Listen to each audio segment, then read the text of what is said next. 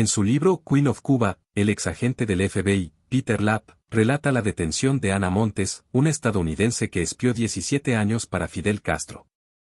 Solo unas semanas después del lanzamiento de esa obra, el exdiplomático estadounidense Víctor Manuel Rocha fue detenido, acusado de ser agente de La Habana. Aunque este nuevo caso no parece conectado al de Montes, confirma una de las conclusiones que se pueden sacar del libro de Lapp. En su relato, el exagente del FBI advirtió que Montes no es la única estadounidense que brinda sus servicios al régimen cubano. Lapp rechaza que, como han dicho algunos, Montes sea la última espía ideológica, un calificativo para quienes traicionan a su país por apego a un credo político.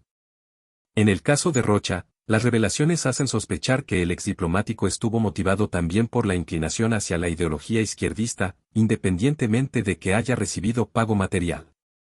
Uno de los elementos que apoyan este criterio es que, en conversaciones con un agente encubierto del FBI, calificó a Estados Unidos de enemigo, y utilizó el término nosotros para Cuba y él mismo.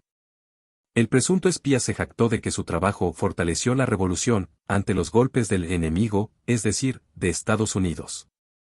Rocha dijo, mi preocupación número uno, mi prioridad número uno, era cualquier acción, por parte de Washington, que pusiera en peligro la vida de los dirigentes, o a la revolución.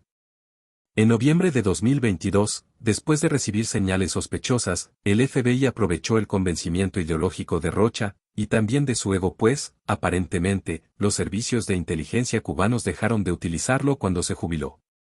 Entonces, un agente del FBI lo contactó, y le dijo que tenía un mensaje de suma importancia, de sus amigos de La Habana.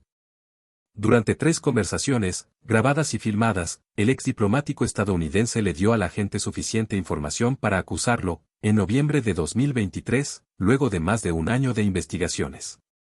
Según la acusación, Rocha informó a los servicios de inteligencia cubanos 40 años, empezando en 1981. Durante ese tiempo fue embajador de Estados Unidos en Bolivia, y desempeñó funciones diplomáticas en Argentina, Honduras, México, y República Dominicana, además de ocupar cargos gubernamentales. Rocha había nacido en Colombia, pero fue criado en Nueva York, y obtuvo títulos de Yale, Harvard y Georgetown. Aún sin conocer toda la implicación de las filtraciones de Rocha, las primeras revelaciones lo vincularon al derribo de 2 avionetas civiles, de la Organización de Exiliados Cubanos, Hermanos al Rescate, en el que murieron 4 personas.